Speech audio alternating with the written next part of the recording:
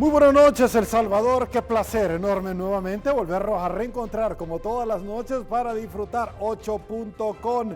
Esta noche, señores, estaremos reviviendo los momentos más apasionados de toda la entrevista de lunes a viernes a las 8 en punto por Canal 30 Tele 1. Señores, el día lunes estuvimos conversando con candidatos para la Corte de Cuentas de la República. Analizamos todo el andamiaje hoy por hoy que tiene este ente contralor. ¿Cuáles son las propuestas? ¿Cuál es la visión de llegar a una institución muy pero muy cuestionada, ya que en el pasado no solamente no ha hecho su trabajo, sino que además se ha prestado precisamente bajo las declaraciones del expresidente Elías Antonio Saca, cuando como reo confeso estableció que la Corte de Cuentas de la República le dio el finiquito express, pero también le ordenaba sobre las auditorías a control remoto. ¿Qué nos dijeron? Se lo presentamos.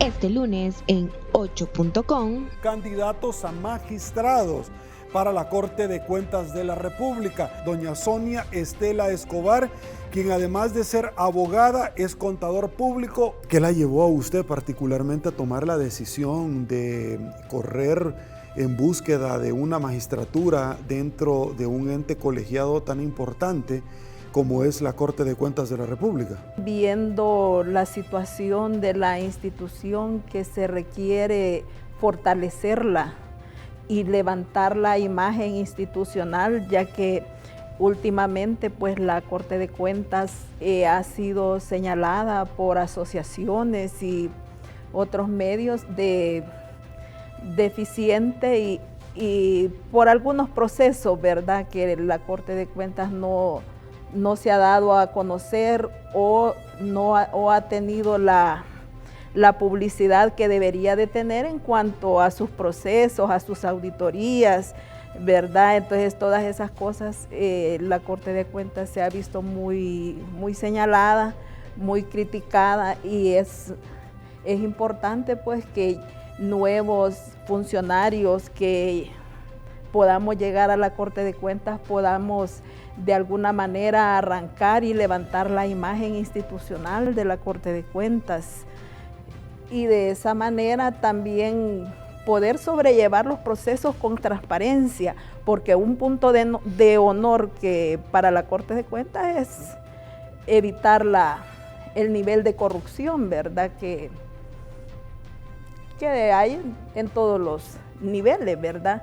Así es de que para mí esto es bien importante, por lo que me llevó esta inquietud a participar como magistrada de la Corte de Cuentas. Aparte de eso, pues mis 22 años de servicio en la Corte en diferentes áreas. He trabajado como resolutora en las cámaras, como auditora en el área operativa. Conozco todos los niveles, así como conozco internamente la Corte de Cuentas, la conozco externamente. De esa manera, pues, considero que me siento con las capacidades y las competencias para llegar como funcionaria y magistrada a la Corte de Cuentas de la República y desempeñar un buen papel. Lo que la Corte de Cuentas requiere es que haya un involucramiento de trabajo, que no solamente lleguemos a empoderarnos de los puestos y que ahí se terminó, ¿vea? Tenemos que tener un compromiso de trabajo con la Corte de Cuentas, que no solo lleguemos a sentarnos detrás de un escritorio, sino a monitorear el trabajo, qué es lo que está pasando internamente, qué es lo que pasa con los procesos de la Corte de Cuentas. Eso es bien importante porque no han habido muchos avances esenciales dentro de la institución, y esa,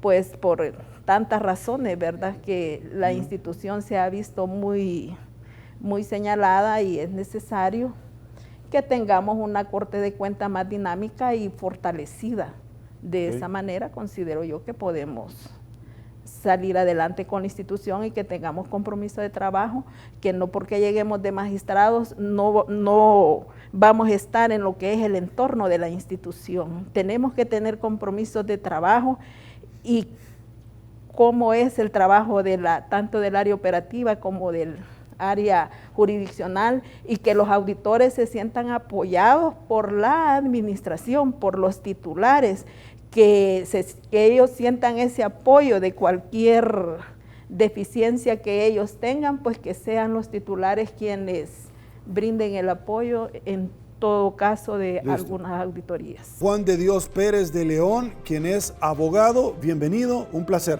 ¿Cuáles serían quizás las propuestas que usted tendría para cambiar un ente contralor que, sea dicho de paso, ha sido muy cuestionado en años pasados? Uno de los aspectos principales es tener una uniformidad, una visión de país de la labor de la Corte de Cuentas. De nada sirve que Juan de Dios Pérez de León lleve esta visión de mejorar la Corte, de ser una institución dinámica, una institución ágil, pronta, si los dos magistrados que me van a acompañar, por decirlo así, no llevan esa visión. Entonces, uno de mis proyectos es eso, unificar criterios. Licenciado Douglas Antonio Mirón Arévalo, quien es contador público, bienvenido. ¿Cuáles serían de pronto sus propuestas más próximas para hacer un cambio significativo dentro de la institución? Para mí la Corte de Cuentas, más que un ente fiscalizador, debe convertirse en un ente asesor de las instituciones públicas que le permitan a estas hacer buena gestión de los recursos del Estado, en primer lugar. De nada sirve que llegue una auditoría y a los 3 años determine 30 hallazgos y que el auditor crea que ha hecho un excelente trabajo cuando las instituciones no mejoran su gestión de los recursos del Estado.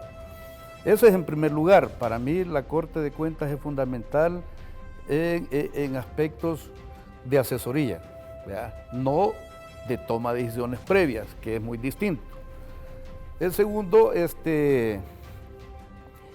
considero de que la mayoría de actuaciones anteriores, no voy a ampliarme más en el caso, pero por lo general los funcionarios en la Corte de Cuentas, y por experiencia se lo digo, ellos se limitan a exigirle a los empleados que cumplan con sus metas de trabajo, sin tomar en cuenta la calidad del trabajo que están haciendo. Otros aspectos importantes en materia administrativa sería mejorar los procesos de selección del recurso humano. Actualmente, para poder ser auditor gubernamental, no le dice la ley de qué tipo de profesión tiene que ser, solamente le dice que tiene que ser de un nivel superior. Pero todos sabemos que la auditoría la hacen generalmente los profesionales de las ciencias económicas, pueden ser administradores de empresas y por preferencia los contadores públicos. Pero en la Corte de Cuentas ingresa cualquier tipo de profesional y hacen labores de auditoría. Otro aspecto a mejorar en la Corte de Cuentas es la capacitación. Tenemos que capacitar y regresar a los valores éticos, a los valores morales, internamente en la Corte de Cuentas, porque no podemos ir a auditar y a señalar a otras instituciones si en nuestra casa, en nuestra institución, realmente tenemos situaciones anómalas, ¿verdad? Lo mismo hacia la población. Otro aspecto importante de la Corte de Cuentas es hacer un plan comunicacional que dé a entender cuál es la labor de la Corte de Cuentas. Muchas personas denigran y tienen una falsa imagen de la institución porque no sale la Corte de Cuentas a decir cómo van los procesos o cómo son los procesos. Recordemos que un proceso de auditoría con el informe no está condenada a la persona. Por lo tanto, continúa otra segunda fase que es el proceso de juicio de cuentas, pero por conocimiento, pues a nivel periodístico, pues la persona ya está condenada. En el aspecto jurisdiccional, es importante la que ya se comentó por parte de los compañeros, es de no generar impunidad, generalmente con los procesos que caducan. Tanto en auditoría sabemos que la ley de la Corte de Cuentas nos da 5 años para hacer las labores de auditoría. Pero ¿y qué sucede, verdad, con aquellos funcionarios que están felices y contentos que ya les va a llegar los 5 años? Y por lo tanto la Corte de Cuentas ya van a estar exentos de poder ir a auditar y a señalar eso. En el juicio de cuentas tenemos 2 años para emitir la sentencia en juicio de cuentas. Tenemos casos en fiscalía de procesos ya caducados de juicios de cuentas y cuánta cantidad de dinero habrá por responsabilidades patrimoniales que la Corte de Cuentas ya no puede investigar.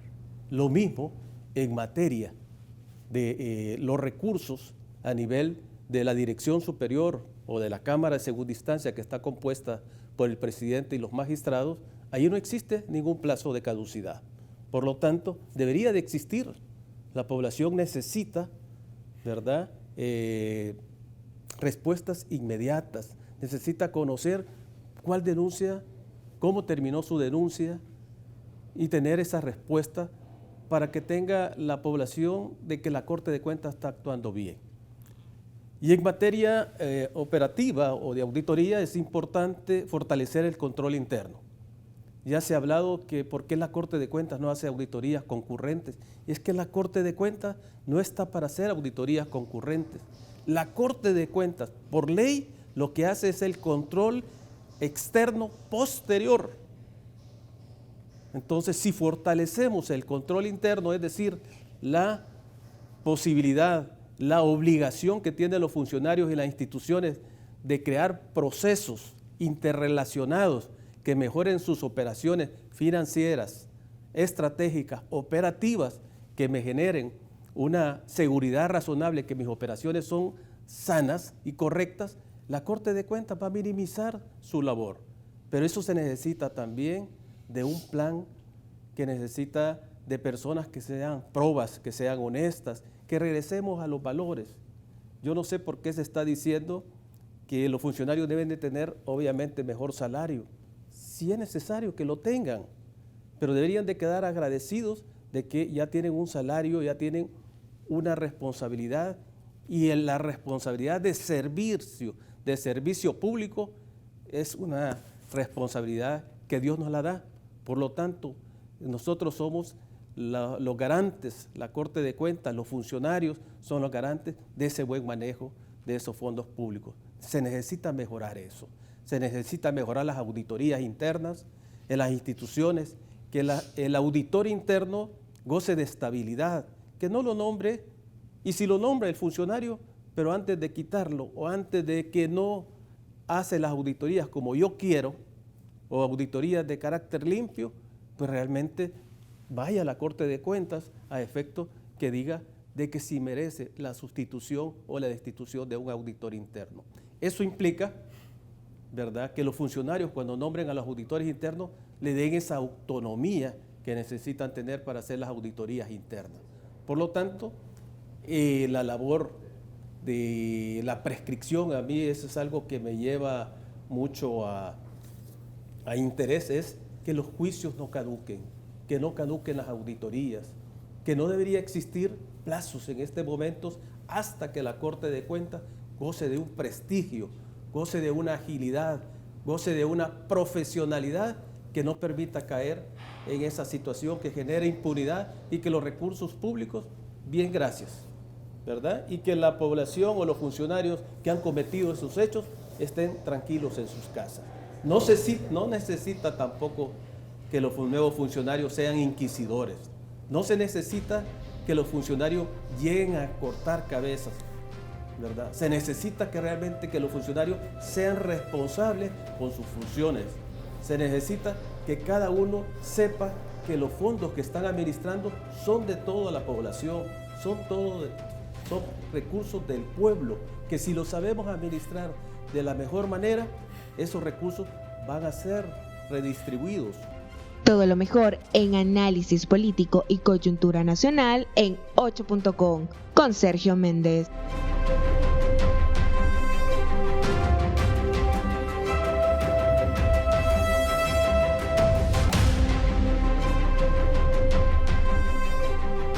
señores, antes de seguir el recorrido, también tenemos muy buenas recomendaciones para todos ustedes, y es que solo Six lo pudo hacer posible. Nuevo jabón Six Ultra Frutos del Trópico con cápsulas de perfume que duran hasta 30 días de aroma en toda tu ropa. Solo Six pudo hacerlo. Seguimos, señores, con este viaje, y es que el día martes nos acompañó Max Mojica, destacado abogado, y también nos estuvo acompañando nuestra compañera periodista Carmen Rodríguez. Con ellos analizamos todos los temas de coyuntura, de actualidad, resolución de la Sala de lo Constitucional en torno a la elección de la Corte de Cuentas de la República. ¿Por qué la Sala tarda tanto en resolver los recursos de amparo y de habeas corpus interpuestos por los varados que están precisamente diseminados en el mundo entero y que quieren regresar al país, así como las personas que estuvieron en los lugares de resguardo? Hablamos de temas de coyuntura, como por supuesto una de ellas es la renuncia o movilización de algunos funcionarios públicos del Ejecutivo. Esto nos dijeron, se lo presentamos.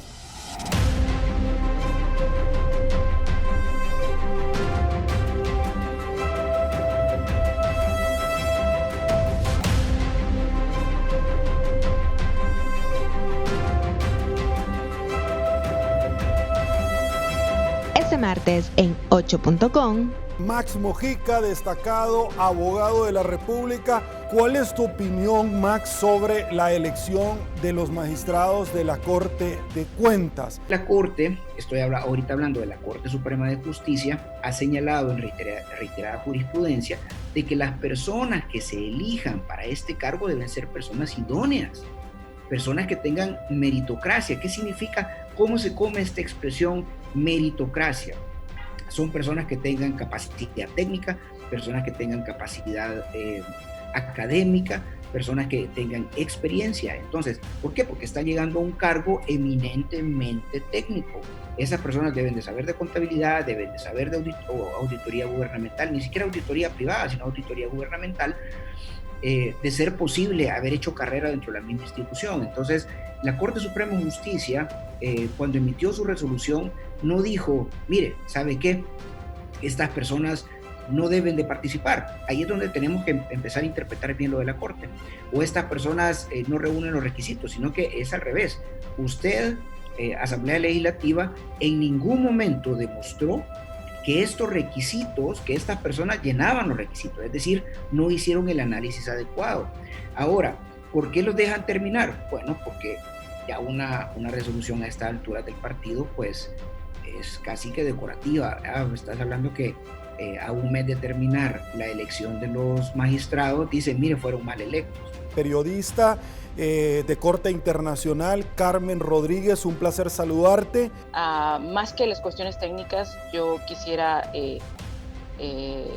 hacer presión en este punto, que es importante que sepamos cuál es la función de cada estado, de cada órgano del Estado, para evitar que digamos, o para evitar comentarios como los que algunas personas hacen de que los diputados no quieren que el presidente trabaje, los diputados no quieren que el presidente reciba dinero. Para que le sea aprobado cierta cantidad de dinero al Ejecutivo, debe pasar por un proceso y debe ser aprobado, a veces no solo por la Asamblea Legislativa.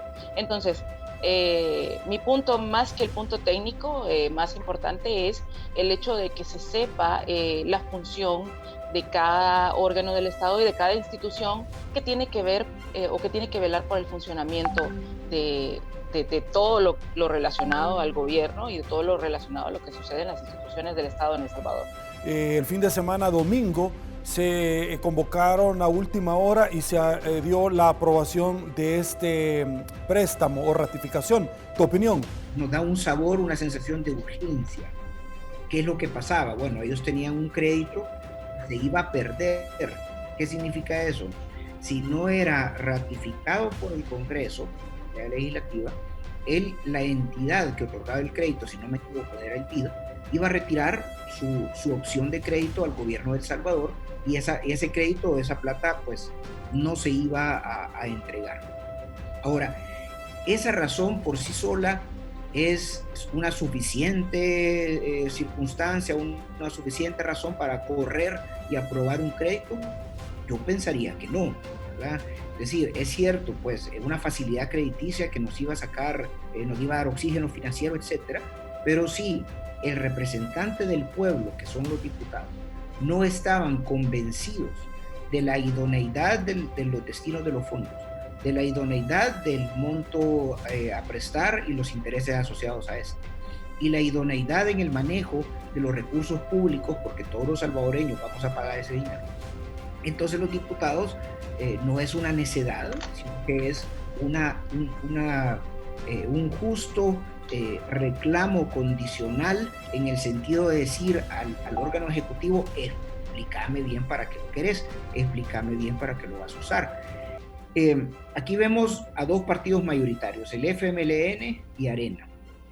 Creo pues que el FMLN ha sido un partido que desde siempre ha sabido hacer oposición, se entrenó como en ese ejercicio de la oposición durante los 20 años del gobierno de Arena, y de alguna u otra forma está más preparado para tener posturas firmes, para poder tener posturas coherentes cuando se trata pues de exigirle rendición de cuentas al Estado.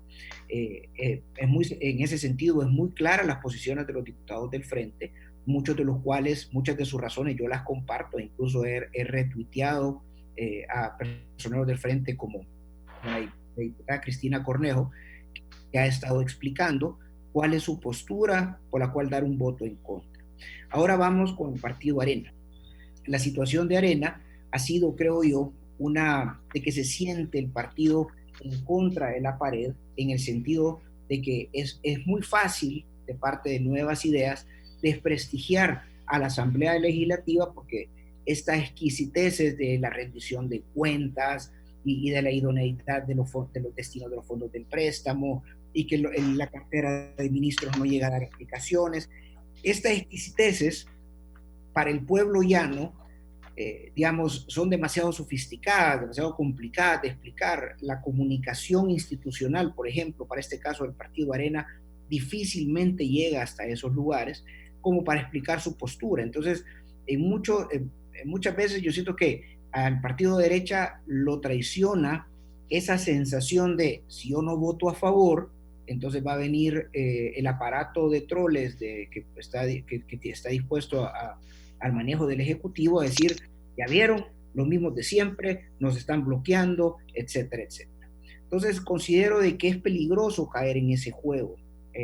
Yo creo y aplaudo que exista coherencia política y se diga, mira, discúlpame, o sea, los fondos yo sé que son necesarios, pero si no me explicas para qué se van a ocupar, no podemos seguir endeudando al país y a las generaciones futuras en dineros que no estamos claros si se van a ocupar correctamente o incorrectamente porque el pueblo los necesita. Así que esa es mi visión de lo que sucedió pues la tarde del día de ayer. Sergio, tú mencionaste otro tema también importante y es el de los varados. Ya Max nos explicó sobre la apertura económica y el regreso a las actividades o el retorno a las actividades normales o a la nueva normalidad. Sin embargo, el tema de los varados sigue vigente. Todavía hay muchísimos salvadoreños en Estados Unidos y en otros países que no han podido regresar a El Salvador por todas las medidas que se han tomado. Y aquí yo creo que los salvadoreños han perdido la oportunidad de hacer un poco de presión porque es su derecho de regresar a su casa, a su tierra, es su derecho de que el gobierno cree las condiciones para que ellos puedan regresar. Es una obligación del gobierno salvadoreño permitir que los vuelos que preparan para que los salvadoreños que están varados en todos los países alrededor del mundo tengan la oportunidad de regresar a El Salvador.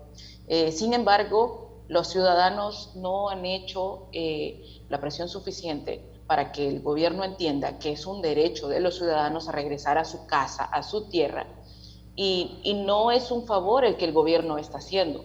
El gobierno no tiene por qué hacerle favores a los salvadoreños porque el gobierno trabaja para los salvadoreños.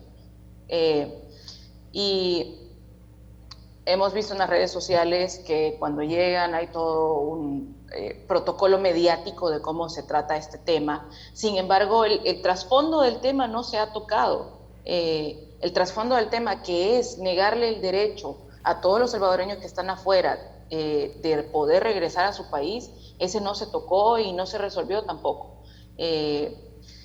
Y aquí yo creo que ha sido una falla de la sociedad, ha sido una falla de los mismos varados, el hecho de no hacer la presión necesaria y suficiente para que el gobierno tome su responsabilidad y cree las condiciones necesarias para que ellos puedan regresar y para que ellos puedan estar en el país o estar con sus familias sin esta demonización que se hizo, porque se hizo mediáticamente, se hizo pensar en el país que todos los varados estaban contagiados de COVID y que todos los varados iban a traer el COVID a El Salvador, cuando en El Salvador ya la situación de la pandemia y del COVID estaba desbordada. Todo lo mejor en análisis político y coyuntura nacional en 8.com con Sergio Méndez.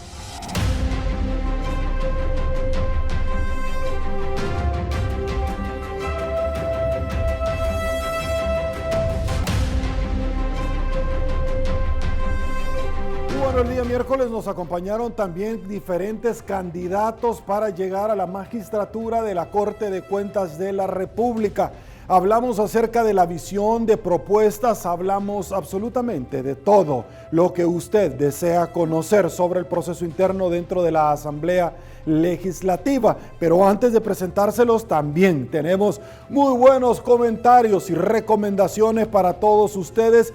Y es que Chocomeller es ideal para combinar con cualquier fruta congelada, ya sea banano, fresas, uvas, kiwi, etc. Encuéntrelos en supermercados y tiendas de mayoreo. Chocomeller es calidad Meller. A continuación, le presentamos el siguiente resumen.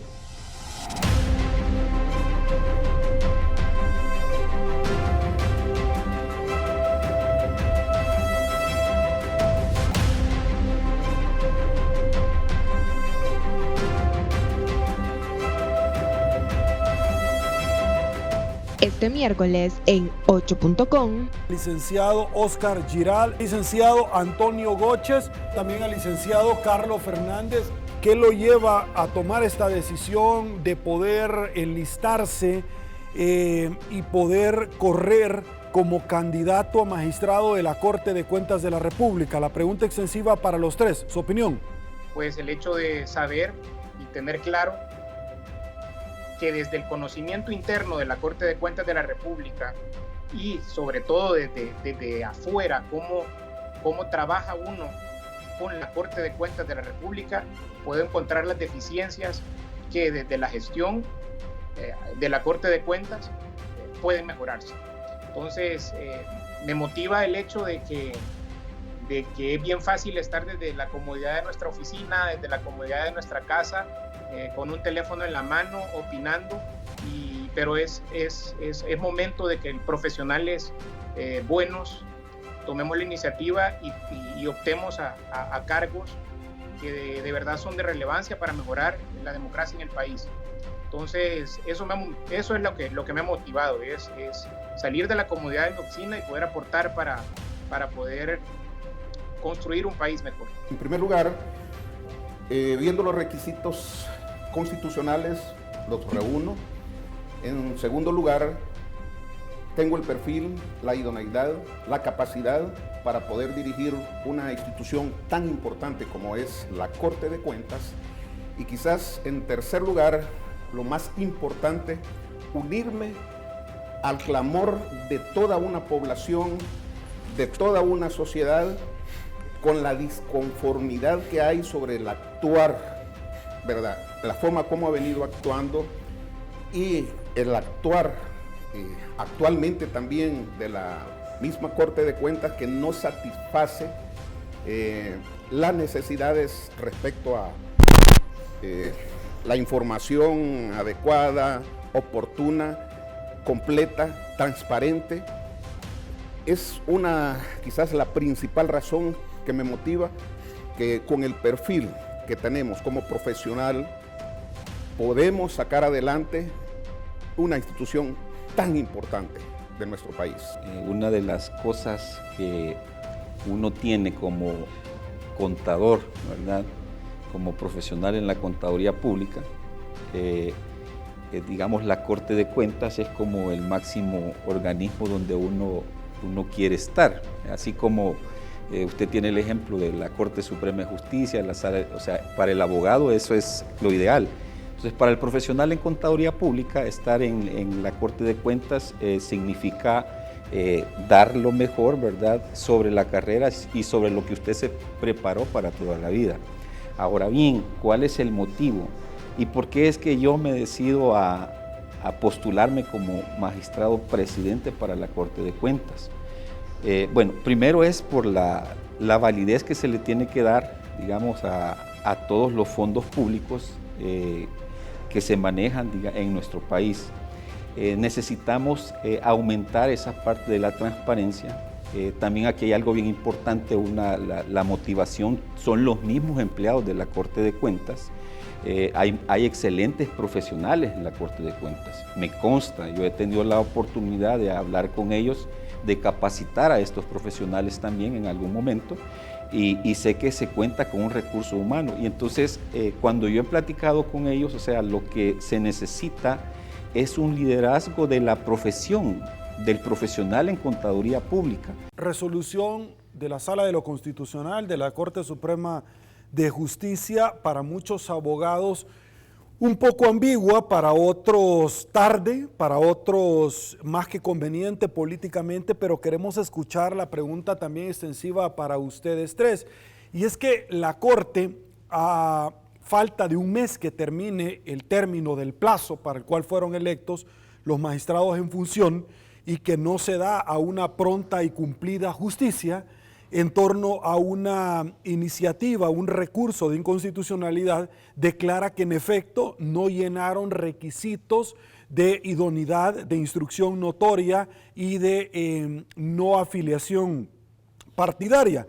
El tema es que los deja todavía terminar el periodo, además de que fue demasiado tardía, pero adicionalmente también pueden ser nuevamente candidatos a magistrados a la reelección de la Corte de Cuentas de la República. ¿Cuál es su opinión con relación a esto, por favor? Mira, Sergio, como abogado me quedé sin sabor de la pronta y cumplida justicia.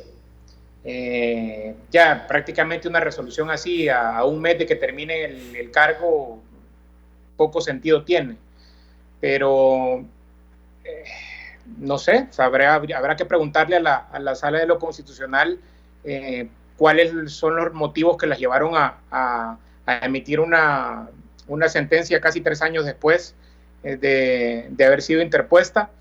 Y entiendo que lo que declararon inconstitucional es el proceso de elección, es el que no se pudo sustentar el hecho de la no afiliación partidaria, y que no pudo haber, la Asamblea Legislativa no pudo sustentar muy bien en qué se basó para su elección, para la elección de las magistradas. Ahora bien,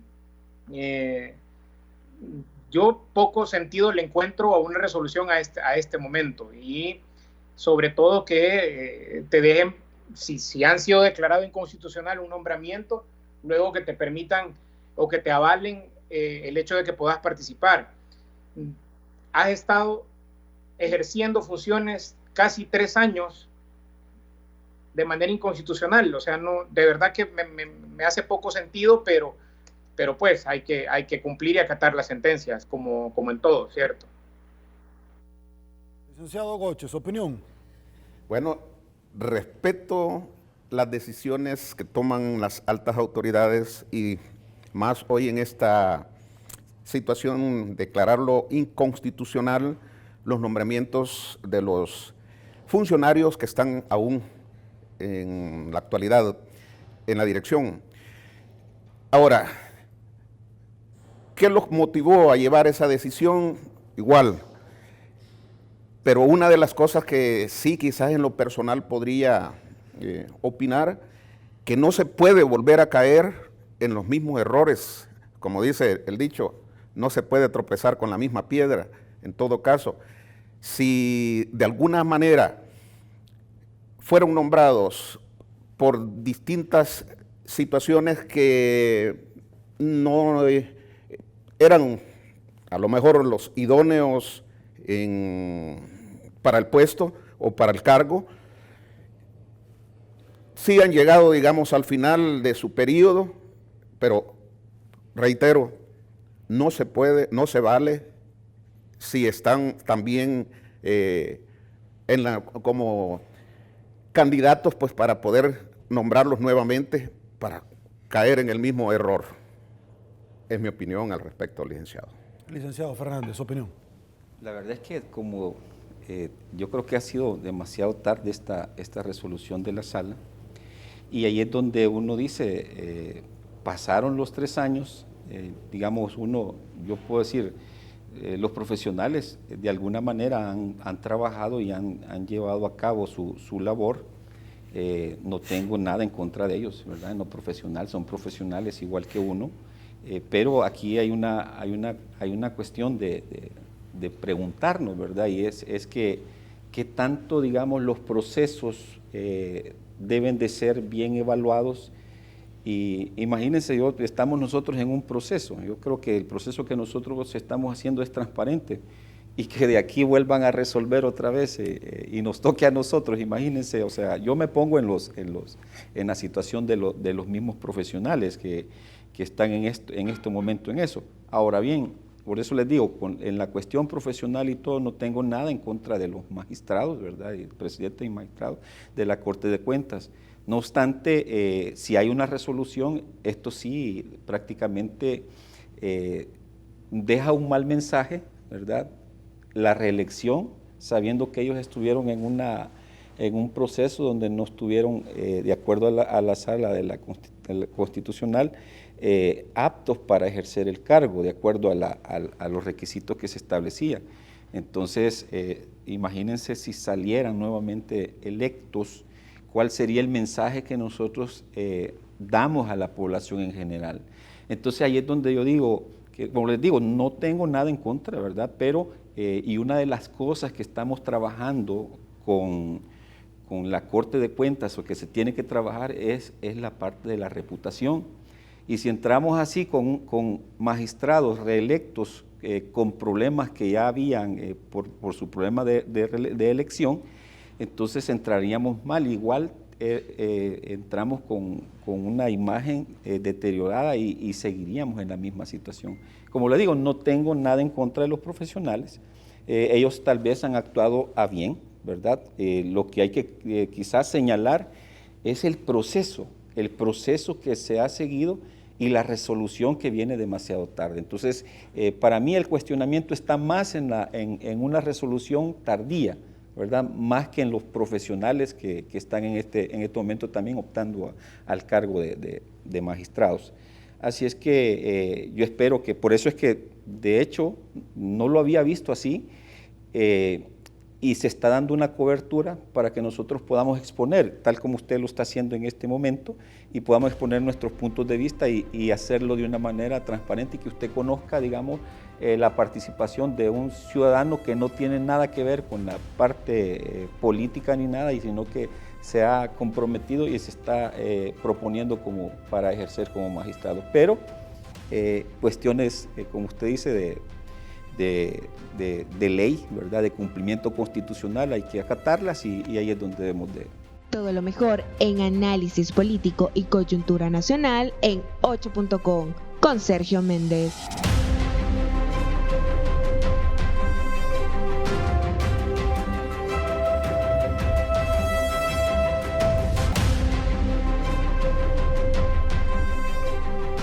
El día jueves nos acompañó Marvin Aguilar, destacado analista. Estuvimos haciendo una valoración acerca de la ratificación de los 250 millones de dólares el pasado fin de semana, el día domingo, particularmente al interior de la Asamblea Legislativa, donde hay fuertes críticas en torno a la utilización de fondos públicos.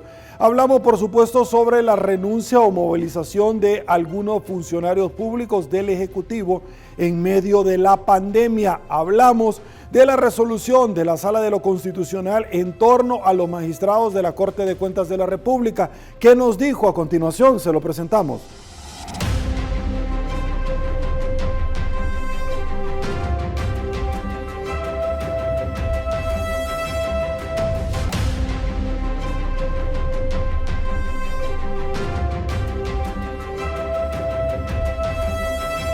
En el jueves de análisis en 8.com. Marvin Aguilar, destacado analista. ¿Sabes que hay gente que me decía que por qué hablaba en tu programa, venía a tu programa? Creo que me permite este espacio aclararlo. Un analista político tiene que ir donde lo invitan, sin sesgo de que sos mi adversario como presentador. Tú sos un conductor que tenés derecho a la línea editorial que querrás manejar. Lo que tiene que hacer un analista político es venir y exponer, ¿verdad?, los puntos de vista para que la gente sea la que concluya quién miente o quién no miente. Así es que igual sería interesante debatir con parte de tu panel que tienes aquí, ¿va? Con gusto. Que puede generar, digamos, un buen entendimiento para la población, que es el objetivo final de esta clase de programas. Así que un analista debe de ir donde lo invite. Compras que se realizan ahora en la pandemia de ciertas empresas y ventas al gobierno, ¿no es lo que en el pasado conocíamos como maletines negros? Yo lo que puedo decirte es algo. Los funcionarios deben de estar claros de que cualquier manejo que hagan que no sea correcto con los fondos públicos, eso va a ser investigado por la Corte de Cuentas de la República y tarde o temprano, cuando dejen las posiciones de poder, como hay 10 años para investigar todos estos casos, entonces ellos van a ser perseguidos. Vuelvo a repetir el caso del exministro Munguía Payés. Si tú te acuerdas, él fue el superministro por 10 años, porque fue el único funcionario que estuvo 10 años en un cargo de poder tan importante, en defensa y seguridad pública. Y con la influencia que tenía, que hasta puso al director de la policía, ¿verdad?, otro militar, si te acuerdas. Entonces ese poder que llegó a tener el general Munguía Payés lo convirtió en un superministro en 10 años. Lo hemos visto hace 2 semanas, esposado en una patrulla. Tú en determinado momento dijiste, él está extorsionando, Will Salgado, al presidente Bukele. Él dijo, no, mire, yo no lo estoy extorsionando, y de hecho adelantó que Gana y Nuevas Ideas pueden unificarse, una coalición, sacar al candidato ya electo de Nuevas Ideas, lo dejó bien claro, e ir él por una bandera, por 2 banderas. En este caso, tu opinión sobre los 2 puntos. Hay una cuestión interesante en esto. Fíjate que este problema de Will Salgado querer regresar a la alcaldía de San Miguel es algo que la ciudad lleva ya 6 años en esa novela local, ¿verdad?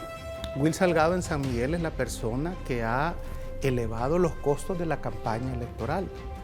Will Salgado en San Miguel es la persona que en 15 años pactó con Arena, que fue Tony Saca. Él no dice eso, fíjate. Tony Saca fue el que le dio el canal que tiene, la frecuencia del canal que tiene. No dice que se lo dio para que se pasara por Arena a la alcaldía. No dice que es compadre del diputado de Arena, de San Miguel. Si te fijas, nunca lo ataca. Entonces, no dice que él pactó con el COENA para que Arena pusiera siempre un mal candidato, para que la lucha en la alcaldía fuera entre él y el FMLN. Y eso pasó por 15 años. Esto que afuera de San Miguel la gente no conoce y que la gente ve que él, al apoyar al presidente Bukele, creen que ya se redimió de todo eso, es lo que San Miguel sí sabe. Y por eso no va a ganar otra vez la alcaldía en San Miguel, aunque se ponga debajo del paraguas del presidente Bukele. Porque una cosa es el presidente Bukele y otra es Will Salgado.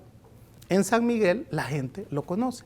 Él tiene una, digamos, vos y yo somos casi de la misma generación, Will también, somos de la misma generación.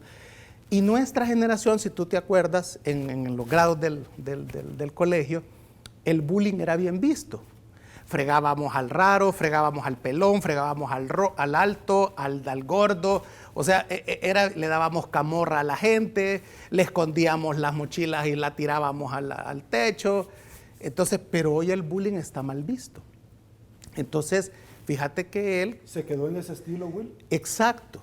Y le cuesta. Fíjate que me contaba alguien, se dio un taller allá en San Miguel, una universidad privada, dio un taller para líderes jóvenes políticos. Y ahí participó la hija de Will, que es diputada suplente, entiendo, ¿va? Entonces, y le preguntaron, me cuentan los que participaron en ese taller, por qué creía ella que su papá no ganaba las elecciones ya 2 veces. Entonces ella explicaba que el papá no había entendido que el bullying, la forma grosera de tratar al adversario, ya no pega con el electorado, por una sencilla razón.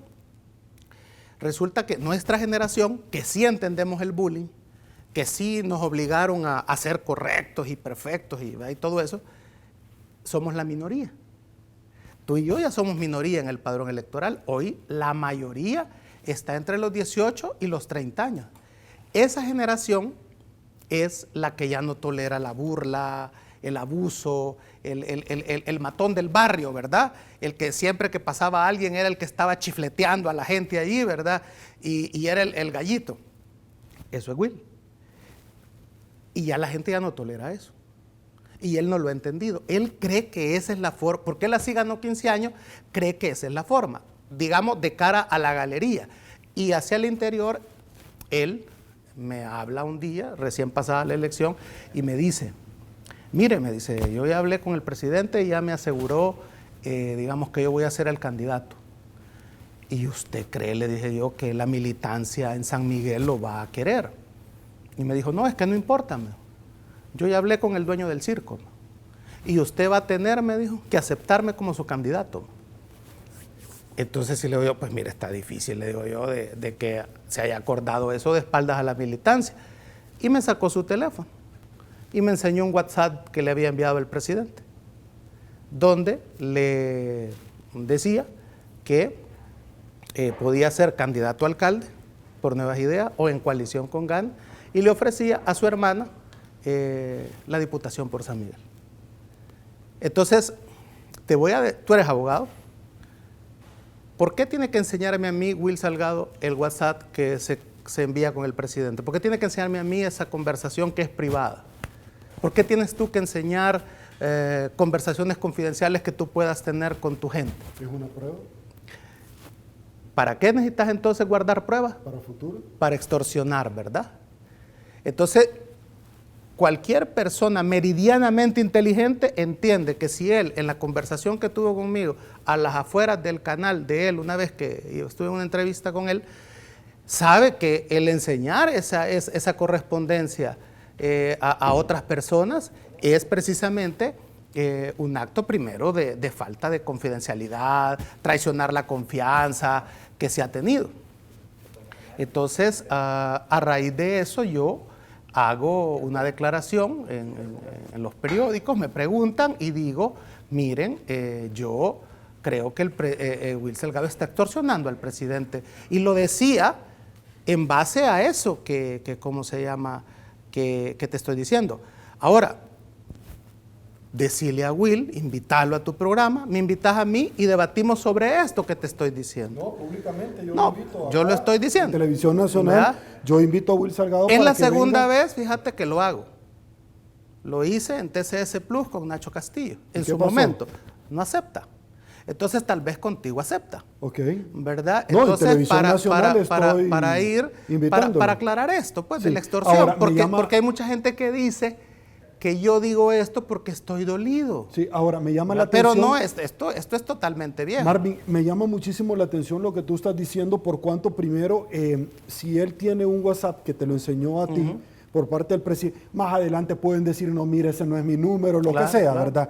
Sin embargo... Sí, no, de acuerdo. Sí, es que yo no sé si eso es cierto. Listo, también. ok. O sea, conste, yo no estoy Pero diciendo el que tema es- eso sea cierto. Entonces no es lo que él me enseñó a Sí, mí. el tema es más delicado, Marvin, porque si el tema es que al final él termina siendo el candidato de los dos partidos o separando al candidato que quedó, el tema es más delicado porque todo quedaría sobre cemento que ya todo estaba arreglado. Exactamente. Entonces, para la militancia de Nuevas Ideas sería golpe tras golpe cuando dirían, mire, ya todo, o sea, eso es lo delicado de lo que tú estás señalando. Yo te voy a decir algo, mira, Will Salgado tiene gente, pero no para ganar la alcaldía.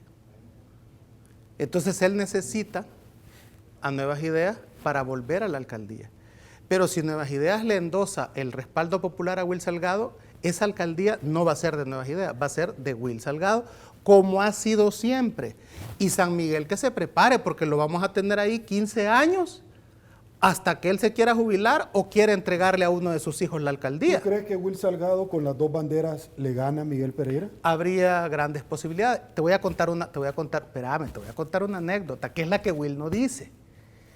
En la elección pasada, ¿sabes con quién quiso hacer? Y pueden buscarlo en Google.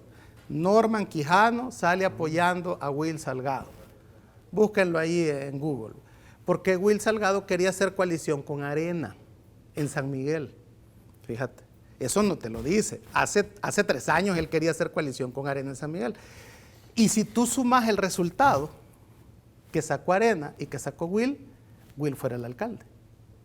Pero ¿qué pasó allá en San Miguel? Resulta que la gente de Arena, cansada de la manipulación de Will por años de Arena, de poner malos candidatos para ganar él frente al FMLN, rechazó la alianza con Will, fíjate. No quiso Arena, la gente de llegó el presidente del COEN y se reunió con una gente con la gente de Arena de San Miguel y les preguntó, miren, ¿hacemos coalición con Will, sí o no? No, dijo la gente. Entonces no la hizo. Ahora, Marvin, el tema es que tú no le puedes ordenar a la militancia. Pueden ir las dos banderas, pero la militancia como tal, que han renunciado muchos y que han señalado luego de los últimos eventos, evento número 1, cuando se pone como secretario general el primo del presidente. Evento número 2, las internas, que hubieron señalamientos bien difíciles. Ahora, yo esto te lo pregunto porque tú no le podés ordenar, no le podés endosar tu patrimonio político. Pero Will Salgado cree que sí. Pero veámoslo nosotros en la práctica. No, por eso, pero es que el punto es que aquí... Porque Will apoyó a Rodrigo Ávila. Claro. Y no quedó Rodrigo. Es más, en San Miguel no obtuvo los votos. Entonces, no es cierto que tú le puedes decir a la militancia, yo les ordeno. Te van a decir que sí, van a recibir un guacal, pero al momento de estar con su íntima convicción van a votar. Entonces, eso no funciona del todo. Tiene que pasarle otra vez. Por eso te digo, Will responde, acordate que él responde a la vieja escuela. Entonces, Will lo que va a ocasionar es una desbandada de la gente de Nuevas Ideas. ¿Eso podría suceder? Por supuesto. ¿Sabes cómo no puede ocurrir una desbandada? ¿Solo inscribirse o hasta después? No, la coalición. Solo inscribir la coalición, eso podría tener una desbandada. Ya están los dos candidatos. Te voy a plantear 2 escenarios con coalición, que son interesantes en San Miguel. Primer escenario, coalición Nuevas Ideas gana, candidato Cristian Flores. La gente estaría de acuerdo en que Will ceda su caudal político a favor de Nuevas Ideas. Pero Will no lo va a hacer. Bueno, no sé. Es que escenario 2. Okay. Coalición gana Nuevas Ideas, renuncia Cristian Flores y el candidato de la coalición es Will Salgado. Cristian tampoco lo va a hacer. No, pero él ha dicho que la dirigencia se lo puede ordenar. Ojo, Will maneja, que acuérdate que estás hablando con la vieja escuela política, ¿verdad? Entonces, ese escenario donde Nuevas Ideas quita a su candidato, que ha dejado heridas en Nuevas Ideas de San Miguel, esa elección, imponiendo finalmente como candidato de la coalición a Will Salgado, eso hace alcalde a Miguel Pereira. ¿Lo digo yo? No, hombre, lo dice Albert Einstein. Hace 6 años el pleito fue Pereira-Will Salgado, perdió Salgado. Hace 3 años el pleito fue Pereira-Salgado, sí, volvió a perder Salgado. Si hoy volvés a poner a Pereira y a Salgado, o sea, ¿qué resultado podés esperar? ¿Qué tiene Pereira que le hace falta a Salgado y viceversa? Vamos a ver, mira, ninguno de los dos sirve. Pero lo que sucede es... ¿Ninguno de los dos? Sí, no, ninguno de los dos. ¿Por qué? Porque Pereira nos da para otro programa, fíjate. Ok. Podríamos hacerlo Listo, más la próxima adelante, semana lo analizamos, da para otro programa, pero te quiero decir algo. La población en San Miguel que pone el alcalde tiene dos elementos importantes que no los considera Will. Primero, que ya no lo pone la zona rural. Quien pone al alcalde de San Miguel es la zona urbana. O sea, ya vive más gente en la ciudad que en los cantones. El discurso de Will podrá pegar en lo rural, porque es campechano, ¿verdad? Y pega con una generación, la de nosotros. Pero resulta que en el casco urbano, que es la que pone el alcalde, la población está entre 18 y 30 años. Esa gente no lo quiere porque no conectan con él. No conectan, no les puede hablar, no sabe cómo hablarles. Eso es lo que lo hace perder. Y Will, no sé si tú te sabes este refrán que dice que perico viejo no aprende a hablar inglés. Entonces Will no va a entender esta estrategia. Es que no le hace caso a nadie. O sea, sigue nombrando como jefe de campaña al tipo con el que lleva ya más de 20 años, 30 años en política. Entonces, cualquiera te diría que tenés que cambiar la estrategia, ¿verdad? Si ya vas perdiendo 2 veces. Pero él sigue pensando en la misma forma. Entonces, San Miguel se lo puede. O sea, vamos, Will es bueno presentando el programa. ¿Es bueno? Pues sí, tiene audiencia, pues. Entonces, y ahí debería de quedarse. Debería de potenciar a otras personas. Pero el punto es que él quiere regresar al poder. Eso es sospechoso. ¿Por qué? Porque, ¿para qué quiere tanto el poder? Si ya fue alcalde 15 años, ¿verdad? Si él tiene sus empresas. ¿O será que sus empresas no le permiten vivir como él quisiera? Entonces, eso San Miguel lo sabe. Todo lo mejor en análisis político y coyuntura nacional en 8.com con Sergio Méndez.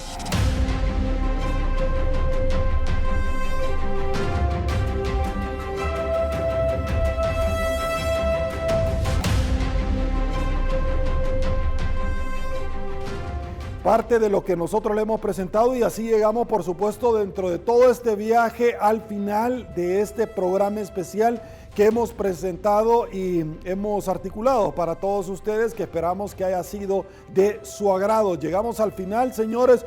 Soy Sergio Méndez, me despido con Fundación Ayúdame a Vivir. Será hasta una nueva oportunidad y una vez más que el Señor nos bendiga a todos.